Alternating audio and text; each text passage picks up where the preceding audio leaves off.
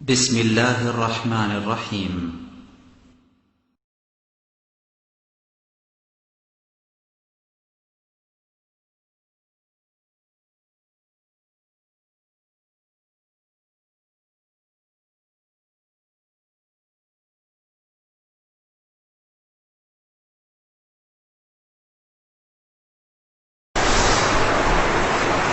السلام عليكم ورحمة الله. إن الحمد لله نحمده ونستعينه من يهده الله فلا مضل له ومن يضلل فلا هادي له وأشهد أن لا إله إلا الله وحده لا شريك له وأشهد أن محمدا عبده ورسوله. أما بعد فأعوذ بالله من الشيطان الرجيم.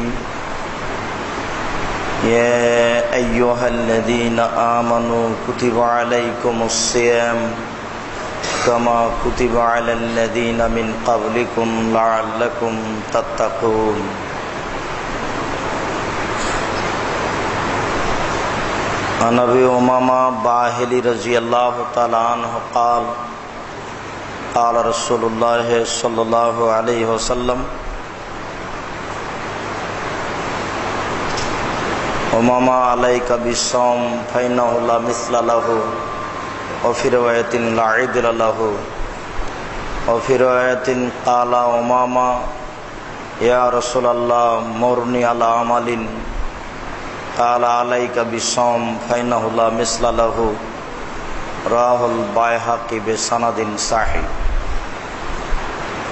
সম্মানিত মসজিদের মুসল্লি, প্রশংসা আল্লাহর জন্য, শান্তি অবতীর্ণ হোক আল্লাহর রাসূলের উপর সাল্লাল্লাহু আলাইহি ওয়াসাল্লাম। আজ আমাদের ইফতারি বৈঠক উপলক্ষে সিয়াম সম্পর্কে এক গুরুত্বপূর্ণ তথ্যবহুল বিবরণের চেষ্টা করব ইনশাআল্লাহুল আজিজ। সিয়াম শব্দের আভিধানিক অর্থ হচ্ছে বিরত থাকা। শরীয়তের পরিভাষায় খাওয়া, পান করা, স্ত্রী মিলন, যাবতীয় অপছন্দ কথা ও কর্ম থেকে বিরত থাকার নাম সিয়াম। অবশ্য আমরা সিয়ামকে রোজা বলে জানি, যা ঠিক নয়। রোজা শব্দের অর্থ হচ্ছে উপবাস থাকা, আর সিয়াম শব্দের অর্থ হচ্ছে বিরত থাকা। অমুসলিমও উপবাস থাকে। গালি দিয়ে, নিন্দা করে, মন্দ কথা বলে, নগ্ন পোশাক পরে মানুষ রোজা থাকতে পারে, কিন্তু সিয়াম থাকতে পারে না। রোজা শব্দের অর্থ হচ্ছে উপবাস থাকা, আর সিয়াম শব্দের অর্থ হচ্ছে বিরত থাকা। দুটোই এক নয়। আর এ কথাও সত্য যে নামের পরিবর্তন হয় না। যারা পরিবর্তন করেছে তাদের উদ্দেশ্য অবশ্যই খারাপ ছিল। আমরা এ কথা খুব ভালোভাবেই জানি যে ইসলাম নির্ভর করে 5টি জিনিসের উপর। তার একটি হচ্ছে কালেমা, আর একটি হচ্ছে সালাত, আর একটি যাকাত, একটি সিয়াম, একটি হজ। হজ পরিবর্তন হয়নি, যাকাত পরিবর্তন হয়নি, কালেমা পরিবর্তন হয়নি, সালাত এবং সিয়াম পরিবর্তন হয়ে নামাজ আর রোজা হয়েছে। নামাজ শব্দের অর্থ হচ্ছে উপাসনা করা, আর সালাত শব্দের অর্থ হচ্ছে প্রার্থনা করা। তাহলে নামাজ আর সালাতে পার্থক্য আছে। ঠিক তেমনি ভাবেই সিয়াম এবং রোজাতে পার্থক্য আছে। আরও উল্লেখ্য যে নাউনের নামের পরিবর্তন হয় না। কোরআন বাংলাতেও কোরআন, ইংরেজিতেও কোরআন, উর্দুতেও কোরআন। এটা একটা নাম, আল্লাহর দেওয়া নাম সিয়াম। রাসূলের দেওয়া নাম সিয়াম। আল্লাহ তাআলা বলেন কুতিবা আলাইকুমুস সিয়াম, তোমাদের উপরে সিয়াম ফরজ করা হয়েছে। তাহলে আল্লাহ এর নাম সিয়াম বলছেন, আর আল্লাহ রাসূল বলছেন যে বনিয়াল ইসলাম আলা খামস, ইসলামের ভিত্তি হচ্ছে 5টি, তার একটি হচ্ছে সিয়াম ও রমাজান, রমাজান মাসের সিয়াম পালন করা। আল্লাহ রাসূল নাম সিয়াম দিলেন, কিভাবে পরিবর্তন হলো? মানুষই পরিবর্তন করেছে। যারা শরীয়ত বিকৃত করার চেষ্টা করেছে তারাই পরিবর্তন করেছে। উল্লেখ্য যে ইবাদতের জগতে এক ভিন্ন ধরনের ব্যতিক্রম ইবাদত হচ্ছে সিয়াম। ইবাদতের জগতে সিয়ামের তুলনায় কোনো ইবাদত নেই, যদিচ আল্লাহকে ডাকার সবচেয়ে বড় মাধ্যম হচ্ছে সলাত। সলাত দিয়ে আল্লাহকে যত ডাকা যায় আর কোনো ইবাদত দিয়ে আল্লাহকে তত ডাকা যায় না। তবে সিয়াম দিয়ে আল্লাহকে যত সন্তুষ্ট করা যায় আর কোনো মাধ্যম দিয়ে আল্লাহকে তত সন্তুষ্ট করা যায় না। এ ব্যাপারে উমামা বাহিলি রাদিয়াল্লাহু তাআলা আনহু বলেন, আমি একদা রাসূল সাল্লাল্লাহু আলাইহি ওয়াসাল্লামকে বললাম, মুরনি আলা আমালিন, আল্লাহর নবী আপনি একটা আমাকে আমলের কথা বলেন, যে আমলটা আমি করব, সে আমলের বিনিময়ে আমি জান্নাত পেতে চাই। এই বলে তিনি আল্লাহর রাসূলের নিকটে জানতে চাইলেন। আল্লাহ রাসূল বলেন, ওমামা আলাইকা বিসসাম ফাইন্নাহু লা মিসলা লাহু, ওমামা তুমি সিয়াম পালন করো। ইবাদতের জগতে সিয়ামের দৃষ্টান্ত কোনো ইবাদত নেই। ইবাদতের জগতে আর কোনো ইবাদত নেই যেটা দৃষ্টান্ত হিসেবে সিয়ামের পাশে পেশ করা যায়। অন্য এক বর্ণনায় তিনি বলেন, ওমামা তুমি সিয়াম পালন করো। ইবাদতের জগতে সিয়াম এমন একটি ইবাদত লা ইদলা লাহু, যার সমপর্যায়ের কোনো ইবাদত নেই। ইবাদতের জগতে সিয়ামের সমপর্যায়ের কোনো ইবাদত নেই। তাহলে ইবাদতের জগতে সবচেয়ে গুরুত্বপূর্ণ, দামি, আল্লাহকে সন্তুষ্ট করার সবচেয়ে বড় মাধ্যম হলো সিয়াম। এ ব্যাপারে আব্দুল্লাহ ইবনে উমর রাদিয়াল্লাহু তাআলা আনহু বলেন, রাসূল সাল্লাল্লাহু আলাইহি ওয়াসাল্লাম বলেছেন, জান্নাতের 8টি দরজা রয়েছে, তার একটি দরজার নাম হচ্ছে রায়ান। ওয়াফি রিওয়ায়াতিন, অন্য এক বর্ণনায় সাহাল ইবনে সাদ রাদিয়াল্লাহু তাআলা আনহু বলেন, জান্নাতের দরজা হচ্ছে 8টি, তার একটি দরজার নাম হচ্ছে রায়ান। লা ইয়াদখুলুহু ইল্লা সায়েমুন, এই দরজা দিয়ে সিয়াম পালনকারী ছাড়া অন্য কেউ প্রবেশ করতে পারবে না। তিনি বলেন, এজা দাখিলা আখিরুহুম উগলেকা, সিয়াম পালনকারীর শেষ ব্যক্তি প্রবেশ করে গেলে এই দরজা বন্ধ করা হবে। অলাম এদখল আহাদুন, আর কোনো মানুষ এই দরজা দিয়ে প্রবেশ করতে পাবে না। আমি এখানে আপনাকে স্পষ্টভাবে বুঝাতে পারিনি এখনো যে ইবাদতের জগতে সবচেয়ে ব্যতিক্রম ইবাদত সিয়াম। এটা এইভাবে যে রাসূল সাল্লাল্লাহু আলাইহি ওয়াসাল্লাম বলেছেন, বিচারের মাঠে সালাত আদায়কারীদের জন্য একটা দরজা হবে, দানকারীদের জন্য একটা দরজা হবে, হজ পালনকারীদের জন্য একটা দরজা হবে।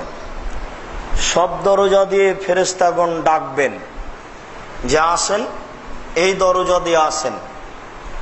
অবশ্য ওই সময়ে আবু বকর সিদ্দিক রাদিয়াল্লাহু তাআলা আনহু বলেছিলেন, আল্লাহর নবী সব দরজা দিয়ে ডাকবে এমন কি কেউ আছে? তখন আল্লাহ রাসূল বলেন, হ্যাঁ, সে ব্যক্তি তুমি, তোমাকেই সব দরজা দিয়ে ডাকবে, তুমি এমন একটা মানুষ। ওই সময়ে তিনি বলেছিলেন যে সিয়াম পালনকারীর শেষ ব্যক্তি ঢুকে গেলে এই দরজা বন্ধ করা হবে, এই দরজা দিয়ে আর কোনো ব্যক্তি ঢুকতে পাবে না। তবে তিনি একথা বলেননি যে দানকারীর শেষ ব্যক্তি ঢুকে গেলে দরজা বন্ধ করা হবে, তবে তিনি একথা বলেননি যে হজ পালনকারীর শেষ ব্যক্তি ঢুকে গেলে এ দরজা বন্ধ করা হবে। তিনি একথা বলেননি যে জাকাত আদায়কারীর শেষ ব্যক্তি ঢুকে গেলে এ দরজা বন্ধ করা হবে। এ ব্যাপারে তিনি কিছু বলেননি। তবে তিনি বলেছেন যে সিয়াম পালনকারীর শেষ ব্যক্তি ঢুকে গেলে এই দরজা বন্ধ করা হবে। আর কোনো ইবাদতের ভিত্তি দিয়ে অন্তত ওই দরজা দিয়ে ঢোকার সুযোগ হবে না। আপনাকে হয়তো আমি বুঝাতে অক্ষম যে সিয়াম একটা ভিন্ন ইবাদত। ইবাদতের জগতে সিয়ামের সমপর্যায়ের কোনো ইবাদত নেই। আব্দুল্লাহ ইবনে আমর রাদিয়াল্লাহু তাআলা আনহু বলেন, রাসূল সাল্লাল্লাহু আলাইহি ওয়াসাল্লাম বলেছেন, আল কোরআন ওয়াস সিয়াম ইশফান ইয়াউমুল কিয়ামা। কোরআন এবং সিয়াম বিচারের মাঠে আল্লাহর দরবারে সুপারিশ করবে মানুষের জন্য, লিন্নাস, মানুষের জন্য। কোরআন বলবে, রব্বি মানাতুহুন নাওমা বিন নাহারে ফাশাফিনি মানাতুহুন নাওমা বিল লাইলি ফাশাফিনি ফিহি। প্রতিপালক, আমি এই লোকটাকে রাতে ঘুম যেতে দিনি, এই লোকের ব্যাপারে তুমি আমার সুপারিশ গ্রহণ করো। বিচারের মাঠে অনেক ইবাদত কথা বলবে, তার একটি ইবাদত হচ্ছে কোরআন তেলাওয়াত। কোরআন কথা বলবে। টাকা যদি বৈধ হয় হজ করতে গিয়ে, তাহলে কালো পাথর হাজরা আসওয়াদ আপনার পক্ষে কথা বলবে। আঙ্গুলে তাসবিহ গণনা করলে আঙ্গুল বিচারের মাঠে আপনার পক্ষে কথা বলবে। অবশ্য আমরা এই বৈঠকে আপনাকে বুঝাতে অক্ষম যে বিচারের মাঠে যারা কথা বলবে তারা কত বড় সহযোগী। কেননা আপনাকে বিচারের মাঠ বুঝাতে অক্ষম। যদি আপনাকে বিচারের মাঠ বুঝাতে পারি, যদি জাতিকে বুঝাতে পারতাম বিচারের মাঠ কি, তাহলে জাতিকে বুঝাতে পারতাম যে যেসব জিনিসগুলি পক্ষে কথা বলবে তারা কত বড় উপকারী। যেহেতু আপনাকে বিচারের মাঠই বুঝাতে পারিনি, কাজে উপকারটা বোঝানো কঠিন। তবে এতটুক যে মনে রাখবেন, কবর যত জটিল, কিয়ামত তার চেয়ে অনেক বেশি কঠিন। কিয়ামত যত কঠিন, জাহান্নাম তার চেয়ে অনেক অনেক অনেক বেশি কঠিন।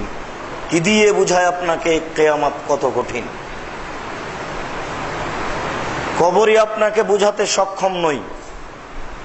আল্লাহর নবী বলছেন, উত্তরে ভুল হলে ফেরেশতা মারবেন। এই কথা বলে তিনি থামেননি। তিনি বলেছেন, যেই ফেরেশতা মারবেন সে ফেরেশতা চোখে দেখে না। তার মানে কোথায় মারছেন তার জানা নেই। যেই ফেরেশতা মারেন সে ফেরেশতা কানে শোনে না। তার মানে লোকটা কত জোরে চিৎকার করছে তার জানা নেই। তাহলে আপনাকে আমি বুঝাতে পারবো ব্যক্তি কেমন, কত জোরে মারবে। একজন পুলিশকে যদি বলা হয় যে একে 100 লাঠি মারো, তাহলে প্রথম লাঠি যত জোরে মারবে শেষ লাঠি তত জোরে মারতে পারবে না। কেন? ও মানুষ, খায়, পেশাব পায়খানা করে। আর যিনি কবরে মারেন তিনি খান না, পেশাব পায়খানা করেন না, তার শরীরে কোনো ক্লান্তি নাই, ক্লান্তি বুঝেন না। কোথায় মারছেন তার জানা নেই, কত জোরে ব্যক্তি চিৎকার করছে এটা তিনি বুঝেন না। শুধু আল্লাহর নবী বলেছেন, মারলে ও চিৎকার করে, এত জোরে চিৎকার করে, ইয়াসমাউ বাইনাল মাশরিক ওয়াল মাগরিব ইল্লা সাকালাইন। সারা বিশাল পৃথিবীর জীবজন্তু, কীট পতঙ্গ, পদার্থ, জড় পদার্থ সবকিছু শুনতে পাই। এই বিশাল পৃথিবীতে যত কিছু আছে, এখান থেকে 50,000 কোটি কিলোমিটার দূরে যে বস্তু আছে সেও শুনতে পাচ্ছে আপনার এই কবরের শাস্তি। আপনাকে বুঝাতে পারবো কবর কত জটিল? এমন কোন পথঘাট নেই যেটা দিয়ে আপনাকে বুঝাতে পারি কবর কত কঠিন। কবর যত কঠিন, কিয়ামত তার চেয়ে অনেক বেশি কঠিন। কিয়ামত যত কঠিন, জাহান্নাম তার চেয়ে অনেক অনেক অনেক বেশি কঠিন। এই বৈঠকে আমি কি দিয়ে বুঝাই আপনাকে কিয়ামত কত কঠিন? এই কিয়ামতের মাঠে কোরআন আপনার পক্ষে কথা বলবে। হয়তো বা আপনার জীবনে সুযোগ আসে না কোরআন তেলাওয়াত করার। আজ থেকে আপনি একটু চেষ্টা করেন, এশার রাতের সালাত আদায় করে, এশার সালাত আদায় করে রাতে একটু কোরআন পড়েন। কিছু না পারলেও নাস ফালাক তো পারবেন। কিছুই যদি না পারেন তো সূরা ইখলাস তো মুখস্থ আছে। না হয় এশার সালাত আদায় করে এসে রাতে একটু ইখলাসটা 3 বার পড়ে নিন। আর পারলে তো রাতে উঠে ঘুম যখন ভাঙবে তখন রাতে উঠে 2 রাকাত সালাত আদায় করবেন। পারলে সূরা বাকারা পড়েন 1 রাকাতে, আর 1 রাকাতে আলে ইমরান পড়েন। আল্লাহর নবী বলেছেন যারা অলস তারা সূরা বাকারা পড়ে না, বাকারা পড়তেই সাহস করে না। ওরে বাপ রে বাপ, 2.5 পারা। আল্লাহ রাসূল বলছেন যে যারা অলস তারা সূরা বাকারা পড়ে না। আপনার আর আপনার ছেলের বাপ বেটার রাত দিন গেল ইংরেজি প্রশ্ন মুখস্থ করতে করতে, আপনি আবার কোরআন পড়বেন কখন? এই সুযোগ অনেকদিন আগে উঠে গেছে। আপনার স্ত্রী কোরআন মাজিদকে সুন্দর করে কাপড় দিয়ে সাজিয়ে রেখেছে। কোরআন মাজিদ এসেছে এই জন্য যে তাকে সাজিয়ে রাখতে হবে। বোকা মানুষ বুঝলো না কেউ যে কোরআন কেন এসেছে। মানুষ বুঝলো যে কোরআনকে গলায় তাবিজ দিতে হয় আর কোরআনকে সুন্দর করে সাজিয়ে রাখতে হয়, পড়ে গেলে চুমা দিতে হয়, এইভাবে বুঝলো। সেটাই করছে যেভাবে বুঝেছে। আল্লাহর নবী বলছেন কোরআন বিচারের মাঠে আপনার পক্ষে কথা বলবে। বলবে প্রতিপালক, একে আমি রাতে ঘুম যেতে দিনি, তুমি এর ব্যাপারে আমার কথা শোনো। আপনার কি মনে হয় যে এভাবে কোরআন আমার পক্ষে বলবে? আপনার পুরো জীবনটা তুলে দেখেন আপনি কোনোদিন রাতে কোরআন তেলাওয়াত করেন কিনা, খুঁজেই পাবেন না। সেম বিচারের মাঠে বলবে রব্বি মানাতহু তামা বিন-নাহারি ফাসাফিনি ফিহি, মানাতহু তামা শাহওয়াতা বিন-নাহারি ফাসাফিনি ফিহি। এই লোকটাকে আমি 2টা কাজ করতে দিনই, দিনে খেতে দিনই আর প্রবৃত্তি অনুযায়ী চলতে দিনই। অতএব তুমি আমার কথা শোনো, এই লোককে জাহান্নামে দিও না, জান্নাতে দাও। তখন আল্লাহ বলবেন আচ্ছা ঠিক আছে দিলাম।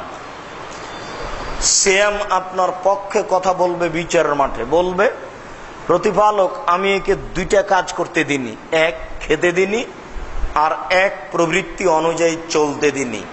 এই কথাটা আল্লাহ বলছেন।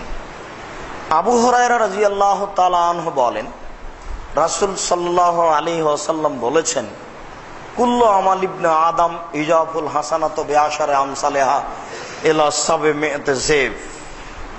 قال الله تعالى ইল্লা সাম ফাইনাহু লিওয়ানা আজিবিহি। আদম সন্তানের সব নেকি 10 থেকে 700 হয়। 1 করলেই 1 লিখা হয় না, লিখায় হয় 10। 1 নেকি করেছেন তো ওটা আল্লাহ লিখেন না, করেছেন আপনি 1। হাদিসও আছে যে 1 নেকি, কিন্তু ওটা আল্লাহ লিখতে বলেন 10।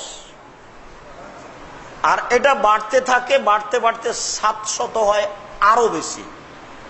বুখারী মুসলিমের হাদিসে এসেছে আল্লাহ রাসূল বলছেন তোমরা ঘোড়ার বাচ্চা পালন করো না? বলে হ্যাঁ করি তো। এই যে ঘোড়ার বাচ্চা যেমন ধীরে ধীরে ধীরে ধীরে বড় হয়ে যায়, আমি তোমাদের নেকিকে বেশি করতে করতে এরকম অনেক করি। ভাষাটা সৌদি আরবের, এই জন্য ঘোড়া। বাংলাদেশের হলে আল্লাহ রাসূল বলতেন যে তোমরা যেমন মুরগির বাচ্চা লালন পালন করো, ছোট ছোট চাউল দিতে দিতে বড় হয়ে যায়, এভাবে আল্লাহ রাসূল বলতেন। কিন্তু ভাষা তো সৌদি আরবের, ওরা যেটা বুঝে সেটাই আল্লাহ রাসূল বলেছেন। তো যেইভাবে ঘোড়ার বাচ্চা বড় হয় এইভাবেই মানুষের নেকি বেশি হয়। এই কথা বলতে বলতে আল্লাহ তাআলা বলছেন, মানে হাদিসে কুদসি আল্লাহ তাআলা বলছেন তবে সেম এমন নয়, সিয়ামের এরকম কোন নেকি হয় না। সিয়াম পালন করে 10-12 নেকি পাওয়া যায় না। 2, 4, 5, 10 দেখি সিয়ামে নেই। 1 টাকা দান করলে 10 নেকি হয়, 1 টাকা কর্জ দিলে 18 নেকি হয়, এই কথা ঠিক। কিন্তু সিয়াম পালন করলে এমন নেকি হয় না, তাহলে এটা ভিন্ন ইবাদত। তো সিয়াম পালন করলে কি হয়? তখন আল্লাহ তাআলা বলছেন যে ফাইনাহু লি, সিএম হচ্ছে আমার ব্যাপার, ওয়ানা আজিজিবে, প্রতিদান আমি দিব। কি দিবেন? প্রতিদান আমি দিব, তো তাহলে নেকি হলো না। প্রতিদান আমি দিব মানে বিচারের মাঠে বলবেন এ না, তো বিচারের মাঠে কি দিবেন? আবু হুরায়রা রাদিয়াল্লাহু তাআলা আনহু বলেন যে রাসূল সাল্লাল্লাহু আলাইহি ওয়াসাল্লাম বলেছেন, আল্লাহ তাআলা বলেন, আ'দাদতু লিইবাদিয়াস সালিহিনা, আমি আমার ভালো বান্দাদের জন্য প্রস্তুত করেছি, আমি আমার ভালো বান্দাদের জন্য রেডি করেছি। আল্লাহ তাআলা বলেন, এ দেখেন আল্লাহ কি দিবেন সেটা শুনেন। 10 নেকি নেই, 200, 500 নেকি নেই,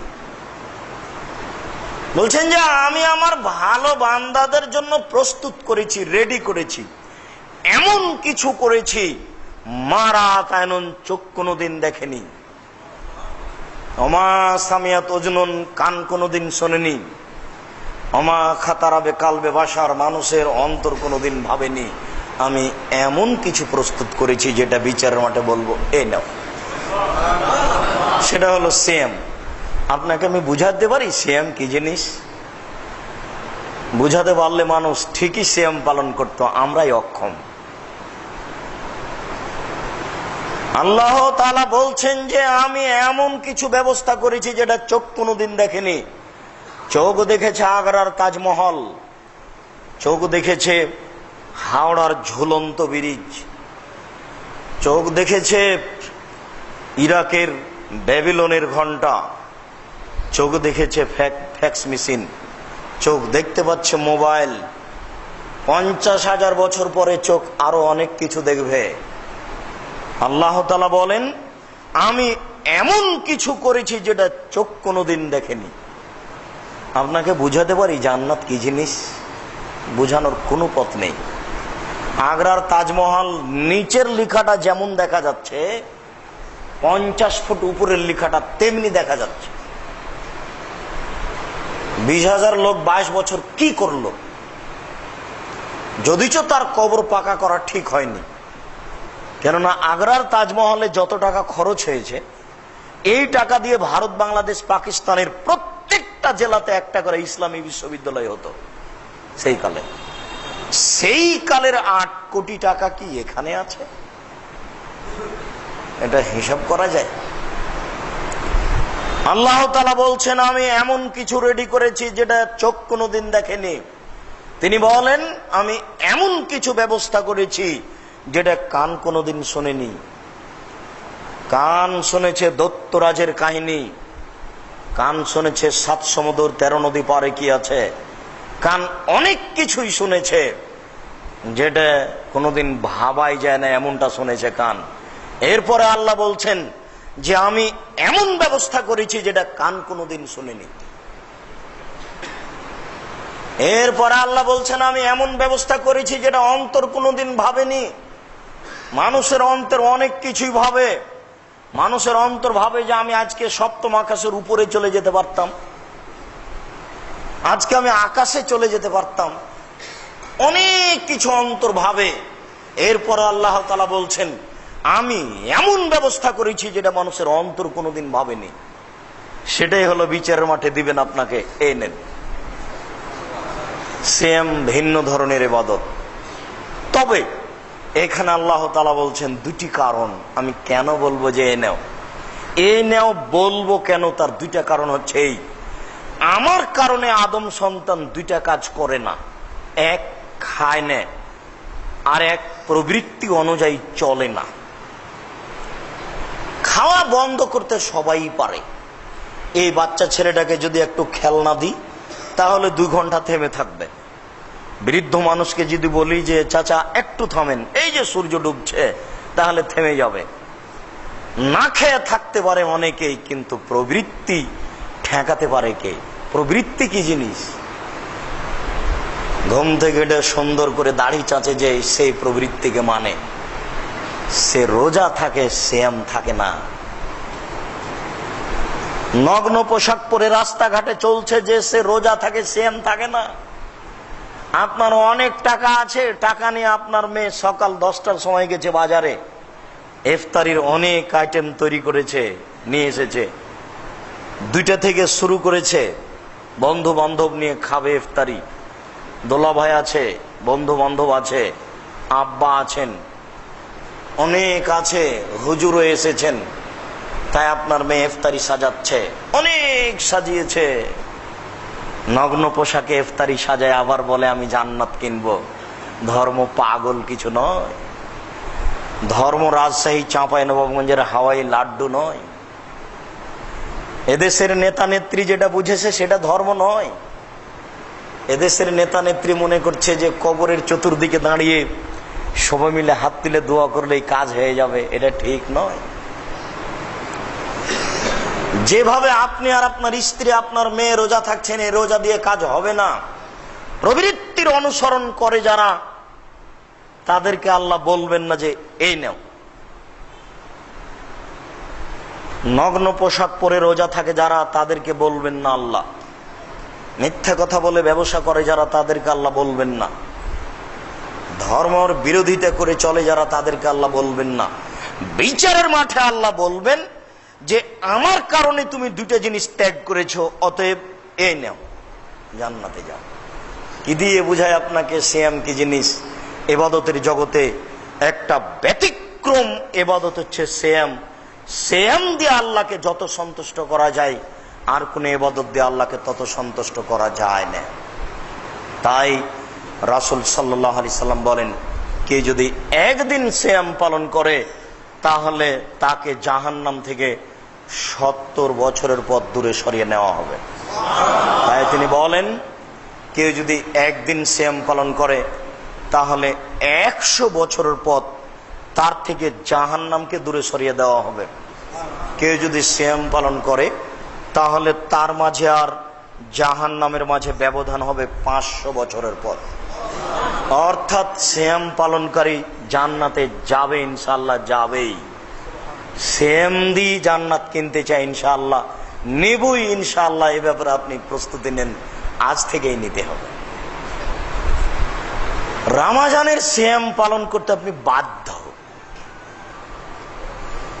রমজানের সিয়াম পালন করলে অনেক কিছু হবে, এটা ভিন্ন জিনিস। তবে আপনি রমজানের সিয়াম পালন করতে বাধ্য। এছাড়া নগদ জান্নাত পাওয়ার জন্য আপনাকে আর একটু বলি, আপনি বৃহস্পতিবার এবং সোমবার সিয়াম পালন করেন। কেন? সাপ্তাহিক রিপোর্ট পেশ করা হয় বৃহস্পতিবার এবং সোমবারে। আমাদের নবী মুহাম্মদ সাল্লাল্লাহু আলাইহি সাল্লাম বলেছেন, আমি চাই আমার যখন রিপোর্টটা পেশ করা হবে আল্লাহর কাছে, তখন আল্লাহ দেখুক যে আমি সিয়াম আছি। এই জন্য তিনি বৃহস্পতিবার এবং সোমবার সিয়াম পালন করতেন। বাৎসরিক রিপোর্ট পেশ করা হয় শাবান মাসে। তবে কোন দিন এই কথা তিনি জানতেন না, এই কথা তিনি বলেননি।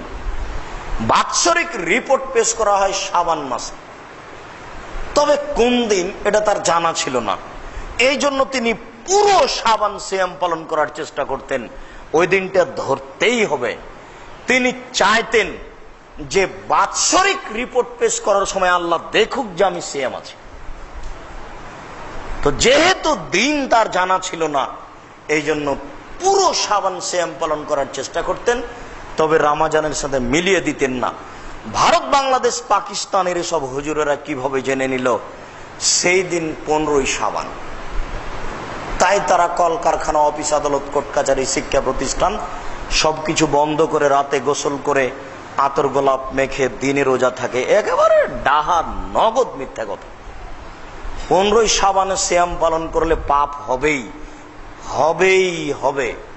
15ই শাবানে সিয়াম পালন করলে রাসূলকে অপমান করা হবে, অতএব পাপ হবেই। যারা অন্য মাসে 13, 14, 15 করে তারা শাবানেও করুক। আর শাবানকে হিসাব করে যদি করতে হয় তাহলে অনেক করতে হবে। 10টা, 12টা, 15টা, 20টা, 25টা, যে যত পারে।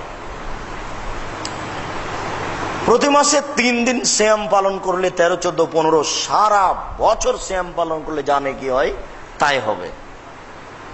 শাওয়ালের 6টি সিয়াম পালন করলে সারা বছর সিয়াম পালন করে জানে কি হয় তাই হবে। মুহররমের 2 দিন সিয়াম পালন করলে বিগত 1 বছরের পাপ ক্ষমা হবে। আরাফার 1 দিন সিয়াম পালন করলে আগে ও পরে 2 বছরের পাপ ক্ষমা হবে। এই বাচ্চা, ওই ছেলেটা হাঁটছে কেন ভাবে? তোমরা যারা দায়িত্ব পালন করছে, এছাড়া কোনো মানুষ যেন সামনে না হাঁটে। আর তোমাদের দায়িত্ব পালন করার আগে আমরা তোমাদের অবসর দিব।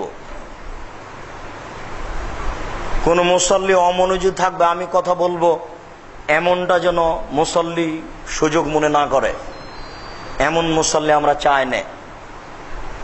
আমরা বলি আপনি আপনার ভদ্রতা বজায় রেখে কেটে পড়ুন।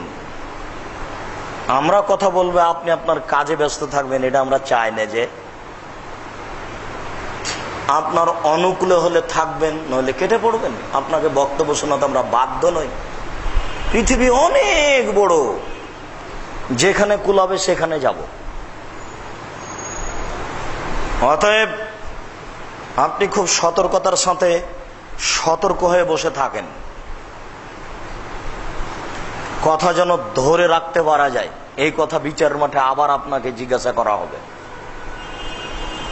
তখন আপনি যেন বিপদে না পড়েন। তখন আপনি যদি বলেন যে আমি জানি না, তখন এটা মাফ হবে না, রেহাই হবে না। বিচার একদিন হবেই। মানুষের তো বিচার হবেই, পশু প্রাণীরও বিচার হবে। মানুষের তো বিচার হবেই, পশু প্রাণীরও বিচার হবে। গরু ছাগলের বিচার হবে। গরু ছাগলের কি বিচার হবে? কোন সিংওয়ালা ছাগল যদি একটা অসিংওয়ালা ছাগলকে গুতা মেরে থাকে, বিচারের মাঠে আল্লাহ অসিংওয়ালা ছাগলকে সিং দিয়ে বলবেন, তুমি গুতা মেরে পরিশোধ করে নাও। এ হলো বিচার। অতএব আপনিও প্রস্তুত থাকুন, ওই দিন আর দূরে নেই, ওটা চলে এসেছে। এরপরে রামাজান। রামাজান একটা ভিন্ন ধরনের দয়া। রামাজান যে কি দয়া, আপনাকে আমি কি দিয়ে বুঝাই? আল্লাহ রাসূল বলছেন যে 3টে জিনিসে মানুষের জন্য দুর্ভাগ্য। তার একটা হলো রামাজান আসলো, এরপরেও মানুষ পাপ মোচন করতে পারলো না, এটা তার জন্য দুর্ভাগ্য। বৃদ্ধ বাপ মাকে পেল, তারপরেও সে পাপ মোচন করতে পারলো না, এটা তার দুর্ভাগ্য। বৃদ্ধ বাপ মাকে আপনি মূল্যায়ন করবেন কি করে? বউ যে আপনার একেবারে উল্টা, এটাই কঠিন। 500 টাকার নোট তো দূরের কথা, 100 টাকার নোট যদি একটা বউয়ের সামনে পকেট থেকে বের করে বাপকে দেন, তাহলে বউ খেপে যাচ্ছে। মনে হচ্ছে যে বাপ মায়ের সাথে আপনার কোনো সম্পর্ক নাই, বাপ মা যেন কেউ নয়, বউ যেন সবকিছুই। মনে হচ্ছে যে 30 বছর যাবত আমার বাপ মা জীবন বাজি রেখে পড়াশোনা শিখিয়েছে এই মহিলাটার জন্য। দিয়ে আমার বাপ বলেছেন যে যাও, তুমি ওখানে যাও, আজ থেকে সম্পর্ক ছিন্ন করলাম। ঠিক এরকম মনে হচ্ছে বাপ মা এত ভারী। বাপ মা উল্টা কথা বলবে বয়স বেশি হলে, এ কথাও ঠিক। যত বয়স বেশি হবে বাপ মায়ের কথা তত উল্টা হবে, একেবারেই উল্টা। তখনও মেনে নিতে হবে, এটাই কঠিন। বৃদ্ধ বাপ মাকে পেয়ে যে জান্নাত কিনতে পারলো না, তার জন্য দুর্ভাগ্য। আমার নামটা আসলো সাল্লাল্লাহু আলাইহি সাল্লাম বলল না, তার জন্য দুর্ভাগ্য। আল্লাহ রাসূল বললেন রামাজান আসলো, মানুষ রামাজানকে মূল্যায়ন করতে পারলো না, পাপ ক্ষমা করে নিতে পারলো না, এটা তার জন্য দুর্ভাগ্য। কোনদিন ভেবেছেন কি আল্লাহর নবী বলছেন যে এজা দাখালা রামাজান ফতিহাত আবওয়াবুর রাহমা, রামাজান আসলে রহমতের দরজা খুলে দেওয়া হয়। এ কথাটা কি? রহমতের দরজা খুলে দেওয়া হয় এর মানে কি? জান্নাতের দরজা খুলে দেওয়া হয় এর মানে কি? তার মানে এখন কেউ জান্নাতে ঢুকছে? জি না, কেউ জান্নাতে যাবে না। এখন জাহান্নামের দরজা বন্ধ, মানে কেউ জাহান্নামে যাবে না। রমজান মাসে মরলেও জাহান্নামে যাবে না? জি না, এগুলো কথা একটাও ঠিক নয়। শুধুমাত্র রমজান মাসকে মূল্যায়ন করার জন্য আল্লাহ জান্নাতের দরজা খুলে রেখেছেন আর জাহান্নামের দরজা বন্ধ করে রেখেছেন। আমরা এই জাতিকে বুঝাতে পারলাম না আল্লাহ রমজানকে কত মূল্যায়ন করেন। আল্লাহ বলছেন যে আমার বিশেষ দয়া দেখাতে গিয়ে রমজান খুলে রেখেছি, যা তুমি খোলা থাকো। আমার বিশেষ দয়া দেখাতে গিয়ে জাহান্নাম বন্ধ রেখেছে, জাহান্নাম থেকে বন্ধ থাকে। আপনি কি মনে করেছেন যে এখন কেউ জাহান্নামে যাবে না রমজানে মরলেন? জি না, জাহান্নামে যাবেই। তো জাহান্নাম বন্ধ কেন? জান্নাত খোলা কেন? এটা আপনাদেরকে বুঝাতে পারলাম না যে শুধুমাত্র রমজানকে মূল্যায়ন করার জন্য আল্লাহ এটা করেছে। কিন্তু আমি আর আপনি বুঝতে পারলাম না রমজান কি জিনিস। রমজান এসেছে, আপনি শুধু খালি দুই হাতে লুটে নেবেন দয়া। রহমত এভাবে খোলা আছে। এই জন্য রমজানের প্রথম 10 রহমত, মধ্যের 10 ক্ষমা, শেষের 10 জাহান্নাম থেকে বাঁচা, এই কথা ঠিক নয়। পুরো রমজান দয়া, পুরো রমজান ক্ষমা, পুরো রমজান জাহান্নাম থেকে মুক্তি। আল্লাহ রাসূল বলছেন যে ওয়াতাকাউল লিন্নাস, মানুষের জন্য এটা জাহান্নামের মুক্তির মাস। সারা মাস একবারে জাহান্নাম থেকে নিজেকে বাঁচানোর জন্য সে ব্যস্ত থাকবে, আর রহমত 2 হাত দিয়ে লুটে নিবে। এটা তো বুঝাতে পারলাম না। নইলে কি আপনি এভাবে মিথ্যে ব্যবসা করতে যান? বুঝাতে পারলে রমজান মাসে সব জিনিসের দাম বেড়ে যায়, রমজান মাসে জিনিসের দাম কমে যাবে। রাখাল কিষান কাজ কম করবে, কাজের মেয়ে কাজ কম করবে, কাজ বেড়ে গেল। সবাই যদি নতুন পোশাক কিনতে চান তাহলে তো দর্জি সাপ্লাই করতে পারবে না, দাম তো বাড়বেই। সবাই যদি 20টা ইফতারির আইটেম তৈরি করেন তাহলে তো দ্রব্যমূল্য ঘাটতি হবে। মানে ছিল এক, উল্টে গিয়ে হলো আরেক। দয়ার মাস 20 টাকা কেজি বেগুন হবে অন্য মাসে, তো এখন হবে 10 টাকা কেজি। তা না করে এখন হলো 50 টাকা কেজি, 100 টাকা কেজি। উল্টে গেল। তার মানে রহমত ধরতে গিয়ে এটা উল্টে গেছে। মানুষ বুঝতে পারলো না যে রহমত কি জিনিস, রমজান কি জিনিস, এটা বুঝতে পারলো না। সম্মানিত দিনী ভাই, রাসূল সাল্লাল্লাহু আলাইহি সাল্লাম বলেন, মান সামা রমজান ঈমানান ওয়া ইহতিসাবান গুফিরা লাহু মা তাকাদ্দামা মিন যামবিহি। কেউ যদি ঈমান সহকারে নেকির আশায় রমজানের সিয়াম পালন করলে তাহলে তার অতীতের পাপ সব ক্ষমা হয়ে যাবে। মান কামা রমজান ঈমানান ওয়া ইহতিসাবান গুফিরা লাহু মা তাকাদ্দামা মিন যামবিহি। কেউ যদি ঈমান সহকারে নেকির আশায় তারাবি পড়তে পারে তাহলে তার অতীতের সমস্ত পাপ ক্ষমা হবে। উল্লেখ্য যে তারাবি তাহাজ্জুদ একটাই সালাত, তারাবিও যা তাহাজ্জুদও তাই। চ্যানেল হাতে থাকলে মাতাব্বরি করতে হবে তাদের এটা ঠিক নয়। তাদের মনে রাখা উচিত যে বিচার একদিন হবেই। বেটা, তোমার লজ্জা থাকা উচিত। তাহাজ্জুদ 8 রাকাত, তারাবি 20 রাকাত, এই কথা তুমি কেমনে বলো? তোমার লজ্জা থাকা উচিত যে তারাবি কোনো হাদিসেই নেই, তাহাজ্জুদ তো আছে, কিয়ামুল লাইল তো আছে, কিন্তু তারাবি তো হাদিসে নেই। তো তুমি কি করে বলতে চাও যে তাহাজ্জুদ 8 রাকাত আর তারাবি 20 রাকাত? মানে তুমি যদি এটা বলো যে এটা পরে নাম পড়েছে, ওরা 8 রাকাত তারাবি পড়ে, আমরা 20 রাকাত পড়ি, এটাও তো চলে।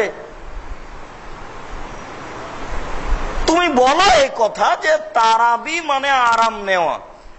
8 রাকাত পড়ছে, 4 রাকাত পড়ার পরে তাসবিহ তাহলিল জিকির আজকার করবে, বসে একটু আরাম নিবে, তাই আরাম নেওয়া মানে তারাবি। পরে আরো 4 রাকাত পড়বে, তো এই জন্য তারাবি, তো এর নাম তারাবি। তোমার 20 রাকাতেরও নাম তারাবি, 8 রাকাতেরও নাম তারাবি, এ কথা বলো।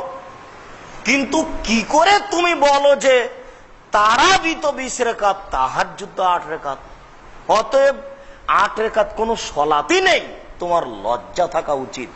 হাদিস তো বুখারী মুসলিমের। তুমি কি জবাব দিবে বিচার মাঠে? আয়েশা রাদিয়াল্লাহু তাআলা আনহাকে জিজ্ঞাসা করা হলো, তিনি বললেন রমজান এবং রমজানের বাহিরে 12 মাসই সালাত হলো 11 রাকাত। তুমি এটাকে রমজান মাসে তারাবি বলো? বলো। এটা তো পরবর্তীতে মানুষের দেওয়া নাম। কি করে তুমি বলতে পারো যে 20 রাকাত তারাবি? 20 রাকাতের হাদিস জাল, কে বলেছো উমর রাদিয়াল্লাহু তাআলা 20 রাকাত চালু করেছে? তুমি মিথ্যা কথা বলছো। জবাব তোমাকে একদিন দিতেই হবে। তুমি মিথ্যা কথা বলছো। উমর রাদিয়াল্লাহু তাআলা সহিহ হাদিসে 11 রাকাতই চালু করেছেন, 8 রাকাতই চালু করেছেন, 20 রাকাত নয়। ভিতরে 20 রাকাতের হাদিস জাল, 20 রাকাতের হাদিস জাল, 20 রাকাতের হাদিস জাল। তারাও বলছে যে 20 রাকাতের হাদিস জাল। তারা বলছেন যে উমর পড়েছে এই জন্য পড়েছে। এই ইতিহাসও মিথ্যে। অতএব তোমাকে ফিরে আসতেই হবে। সব চ্যানেল তোমার হাতে আছে, এই জন্য কিয়ামত পর্যন্ত থেকে যাবে এটা নয়, কোনোদিন না কোনোদিন আমাদের হাতেও আসতে পারে ইনশাআল্লাহ। সেই দিন তোমার জবাব কি হবে সেদিন তুমি ভাবো। আজকে এই পিস টিভি আমাদের হাতে আছে। পুরো ধর্ম আমার 105টা বক্তব্য আছে, মোটামুটি পুরো ইসলাম আমি তুলে দিয়েছি। আমি চেষ্টা করেছি ইনশাআল্লাহ। 105টা আছে, আর 85টা বক্তব্য আছে আপনার ওই টক শো। প্রায় 250 বক্তব্য আছে আমার। এরকম 10 বছর যাবত আসবে। সেদিন একটা আলোচনাতে বলছে যে আব্দুর রাজ্জাক সাহেব, পিস টিভি চালু রাখতে দেখছি যে আপনার আলোচনা আসলে ছবি মূর্তির কথা। তো ছবি মূর্তির আলোচনা শুনে বাড়িতে যত ছবি মূর্তি ছিল সবকে আগে বের করে ফেললাম। এরপরে আপনাকে রিং দিচ্ছি একটা জানার জন্য। আমার বিবাহের সময়তে আমার বান্ধবীদেরকে নিয়ে সবাইকে নিয়ে ছবি উঠানো হয়েছিল, সেগুলো অ্যালবামে আছে, সেটা কি করব? আমি বলছি যে কাজ তো ওখান থেকেই শুরু হবে। মানে যেটা যত হেফাজতে আছে তার উপরে আগে আগে খেপে উঠতে হবে। হেফাজতে যত যেটা বেশি আছে তার উপরে তত খেপতে হবে। তাহলে বুঝতে হবে যে আমি বক্তব্য বুঝেছি এবং আমল করছি। অতএব চিরদিন 20 রাকাত বলার মতো ক্ষমতা নাও থাকতে পারে, পরবর্তীর চিন্তা করা উচিত। রাসূল সাল্লাল্লাহু আলাইহি সাল্লাম বলেন, মান কামা লাইলাতুল কদর ঈমানাও ইহতিসাবান গফিরা লাহু মা তাকাদ্দামা মিন জামবিহি। কেউ যদি ঈমান সহকারে শেষের 10 রাত ইবাদত করে, 5 রাত জাগে, তাহলে তার সমস্ত অতীতের পাপ ক্ষমা করা হবে। উল্লেখ্য যে রমজানের শেষ দশকের 5 রাত জাগার রাত, বক্তব্য দিয়ে রাত কাটাতে হবে, এটা ঠিক নয়। সবাই মিলে খাওয়ার অনুষ্ঠান করে রাত কাটাতে হবে, এটা ঠিক নয়। 27 রমজানে লাইলাতুল কদর, এ কথা ঠিক নয়। এশার সালাতের পরে বাসায় গিয়ে একটু শুয়ে যান, 10 মিনিট, আধ ঘন্টা শুয়ে থাকেন, 1 ঘন্টা শুয়ে থাকেন, এরপরে উঠেন, সুন্দর করে ওযু করেন, সালাতে দাঁড়িয়ে যান। 11টা রাত আল্লাহু আকবার বলে শুরু করেন। আউযুবিল্লাহ বিসমিল্লাহ বলে সূরা ফাতিহা পড়ার পরে আর কিছু মুখস্থ নেই, শুধুমাত্র নাস আর ফালাক আছে। আপনার বাপও সুযোগ দেয়নি, আর আপনিও কোনোদিন সুযোগ নেননি, এই জন্য আছে নাস আর ফালাক। ঠিক আছে, পড়েন। নাস ফালাক পড়তে পড়তে পড়তে পড়তে পড়তে যখন বুঝবেন আর দাঁড়িয়ে থাকা যায় না, তখন চলেন রুকুতে যাই। এবার রুকুতে গিয়ে বলেন সুবহান রাব্বিয়াল আযীম, বলতেই থাকেন বলতেই থাকেন। সাহাবীগণ বলছেন আল্লাহ রাসূল রুকুতে থাকলেন সূরা বাকারা পড়ার সমান 2.5 পারা। কয়েক লক্ষ বার বলেন সুবহান রাব্বিয়াল আযীম। আর যে কিছু জানা নাই যে, চলেন সিজদায় যাই, সিজদায় বলেন সুবহান রাব্বিয়াল আলা, এটুকু তো আছে। বলতেই থাকেন বলতে থাকেন। এখন বুঝতে পারছেন আর থাকা যায় না, তখন উঠে আসেন। এরপরে দোয়া পড়েন, রব্বিক ফিরলি রব্বিক ফিরলি, বলতেই থাকেন। এরপরে সিজদায় যাই, আবার বলি যতক্ষণ পারা যায়। এ হলো 1 রাকাত। এইভাবে হবে আর 1 রাকাতে হলো 2 রাকাত। এইভাবে আর 2 রাকাতে হলো 4 রাকাত। এবার আপনি দরজাটা বন্ধ করে দেন, কেউ আসতে পারে ঘরে। কেউ আসলে আপনার কান্নাকাটিতে ব্যাঘাত ঘটবে। হঠাৎ করে কারো শব্দ চলে আসলে আপনার বিনয় ভাব কেটে যাবে। এই জন্য নির্জনে ইবাদত করতে হবে। বউ থাকবে এক ঘরে, আপনি থাকবেন এক ঘরে, ছেলে থাকবে এক ঘরে, মেয়ে থাকবে এক ঘরে। এই যে কান্নাকাটি শুরু হবে 4 রাকাতের পরে, এই মুহূর্তে জান্নাত নিতেই হবে, এখনই নিতে হবে। জান্নাত তুমি আগে দাও, তারপরে কোনো কথা আছে।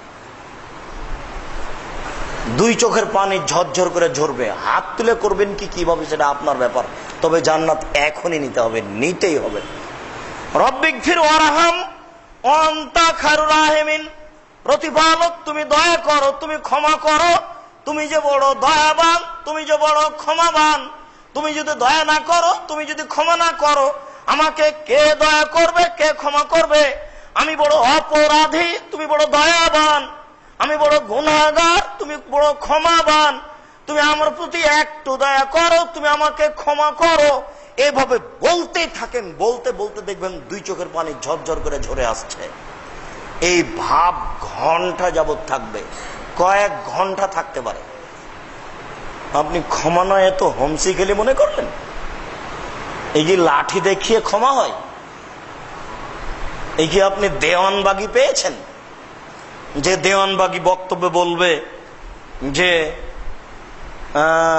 আমার ছেলে মেয়ে ফাতেমার সাথে দেখা করলো, তারপর আমি বললাম যে, তারপর আমার ছেলে মেয়ে বললো আমার আব্বা আপনার সাথে আগেও ছিল, এখনো আছে, চিরদিন থাকবে।